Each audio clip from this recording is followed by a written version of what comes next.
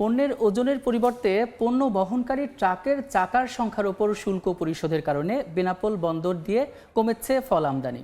বিস্তারিত জানাতে এই মুহূর্তে বেনাপোল বন্দরে আছেন সহকর্মী আজিজুল হক। সরাসরি যাচ্ছি তার কাছে। আজিজুল,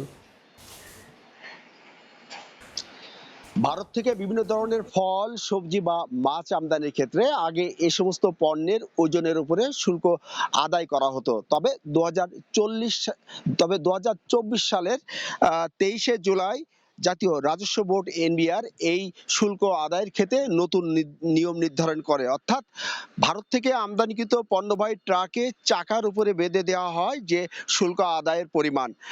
এতে বেনাপোল বন্দর দিয়ে কয়েক মাস যাবৎ ফল আমদানি যেমন কমেছে, তেমন সরকারের রাজস্ব আয়ও কিন্তু কমেছে। তবে আমরা দেখতে পেয়েছি যে আমদানিকারকরা তাদের যে লোকসান তারা পুষিয়ে নিতে পণ্যবাহী ট্রাকের ধারণ ক্ষমতার অতিরিক্ত তারা পণ্য পরিবহন করছে। এতে কিন্তু যেমন সড়কের ক্ষতি হচ্ছে, তেমন কিন্তু সড়ক যে দুর্ঘটনার ঝুঁকি সেটি কিন্তু দিন দিন বাড়ছে।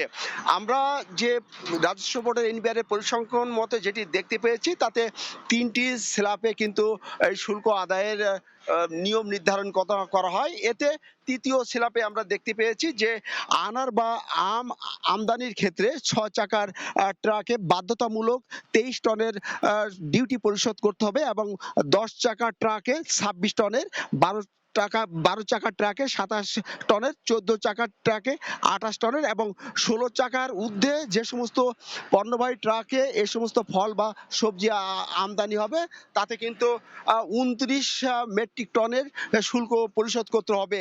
এবং এই নিয়ম মানার ক্ষেত্রে আমরা দেখতে পেয়েছি যে আমদানিকারকরা তারা কিন্তু অনেকে অনিয়ম করে ট্রাকের যে ধারণ ক্ষমতা আছে তার অতিরিক্ত পণ্য পরিবহন করছেন এবং প্রায় কিন্তু এই সড়কের দুর্ঘটনা বাড়ছে এবং সড়কের যে ধারণ ক্ষমতা তার বেশি কিন্তু পণ্য পরিবহন করায় কিন্তু সড়কের নির্দিষ্ট সময়ের আগেই কিন্তু সড়কের ব্যাপক ক্ষতি হচ্ছে।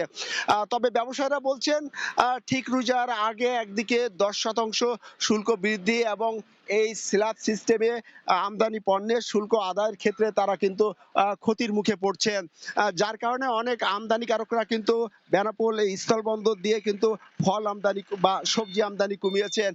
এবং এই আমদানি কমার কারণে কিন্তু বর্তমানে আমরা দেখতে পেয়েছি যে গত 6 মাসের ব্যবধানে বিভিন্ন ধরনের ফলে কিন্তু প্রতি কেজিতে আমদানির শুল্ক কিন্তু প্রায় 100 টাকা বেড়েছে।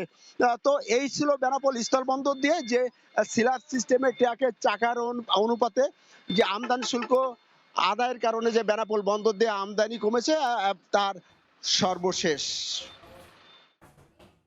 সরাসরি যুক্ত ছিলাম বেনাপোল বন্দরে।